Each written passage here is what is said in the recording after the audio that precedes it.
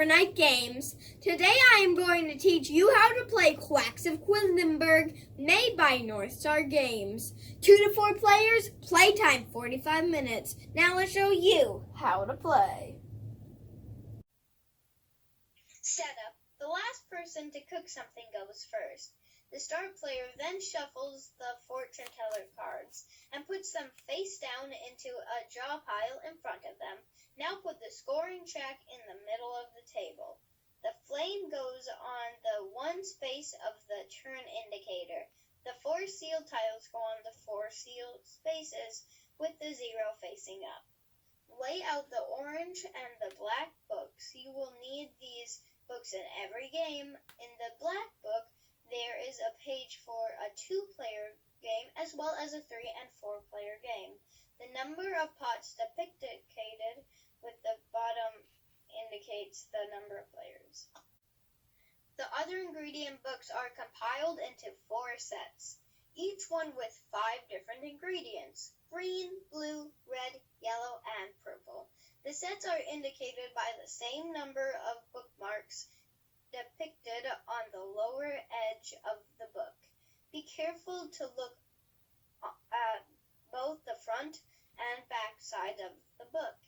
For the first game, use set 1, books with only 1 bookmark.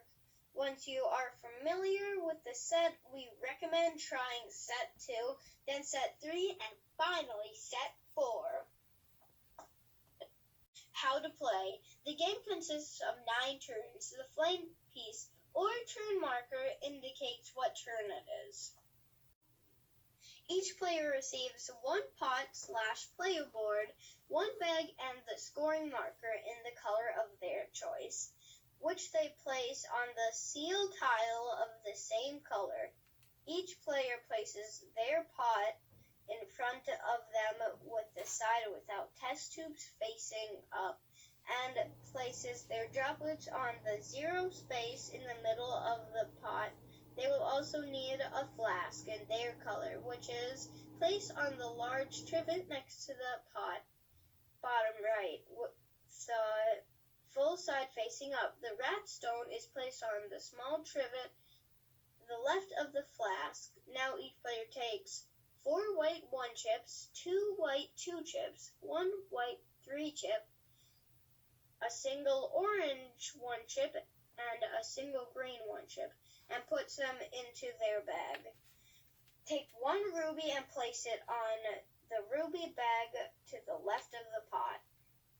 Fortune teller cards. At the beginning of each turn, the player who has the fortune teller cards in front of them reads the first card aloud and lays it face up next to the scoring track, which starts the discard pile.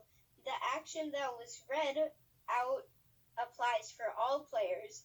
If the action states that the players can take a yellow or purple chip, they can only do so if the corresponding ingredient book is already uncovered.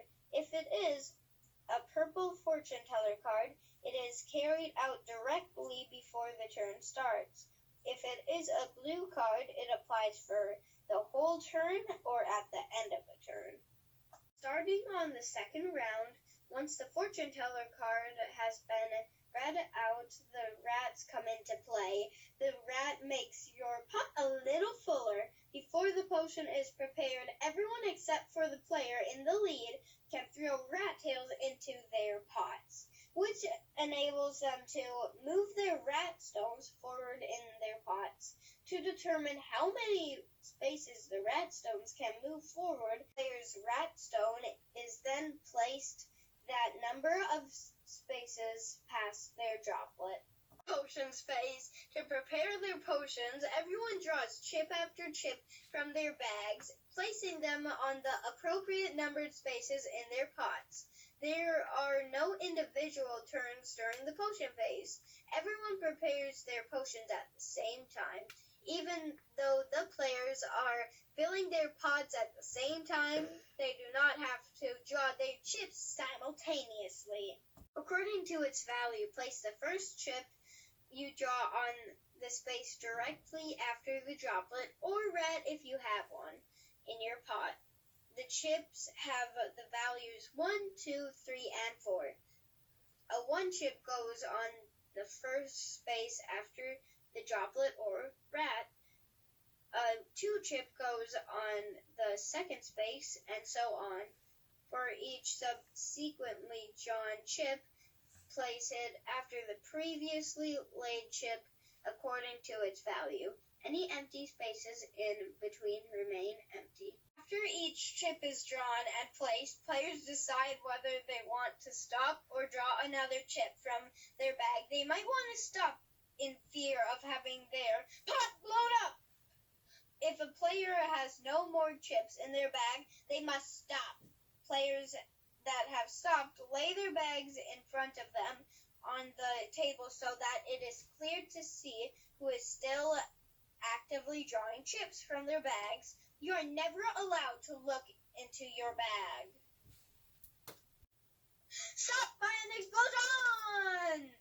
If the sum of all white chips drawn exceeds the value of 7, you have too many cherry blossoms in your potion, and your pot explodes! A player whose pot explodes must stop, and is not allowed to draw any more chips. However, the last chip drawn is still placed in the pot. Important! To determine if there is an explosion, only the values of the white chips are added up. The values of the colored chips are not counted.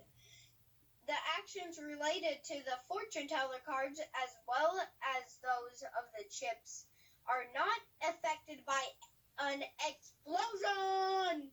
Actions. The chips not only fill up the pot, most of them also give you an additional actions. Only the white and orange chips do not have any additional actions. The red, blue, and yellow chips have special actions that is activated as soon as the chips are drawn.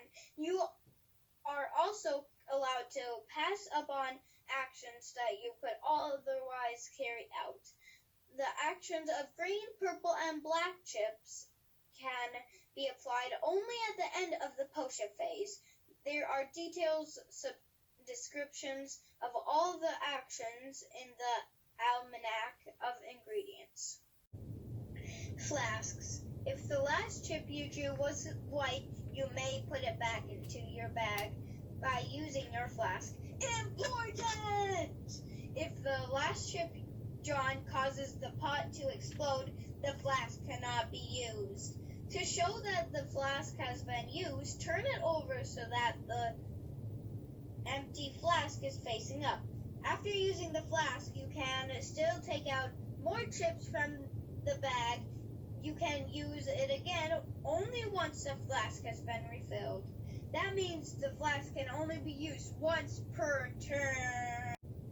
End of phase. Once everybody has decided to stop drawing chips or has been forced to stop because of an explosion, the evaluation phase begins.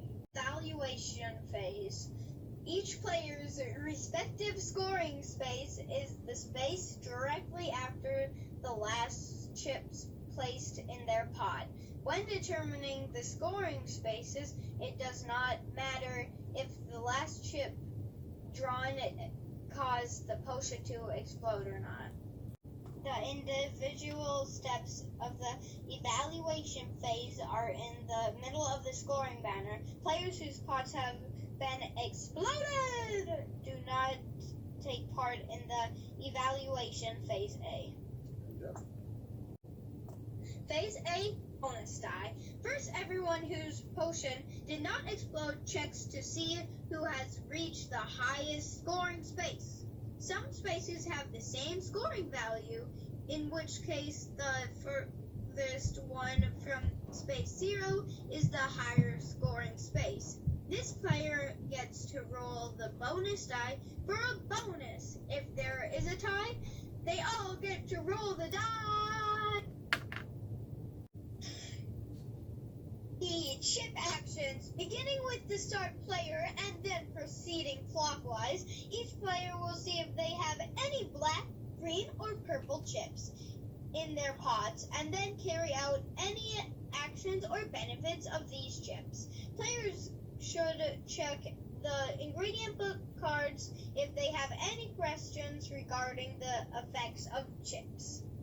Rubies. All players whose scoring space has a ruby depicted on it receives 1 ruby. It does not matter if the player's pot exploded or not. Beginning with the start player, everyone receives the victory points depicted on their respective scoring space. Move your scoring marker along with the scoring check accordingly.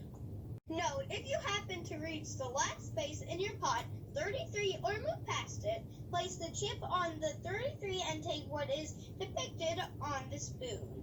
If you receive 15 victory points and can go shopping with 35 points, everyone who has reached the last and highest possible scoring space gets to roll the bonus die. If your pot has blown up, you do not roll the die. Buy chips. In this phase, beginning with the start player, everyone takes turns buying chips.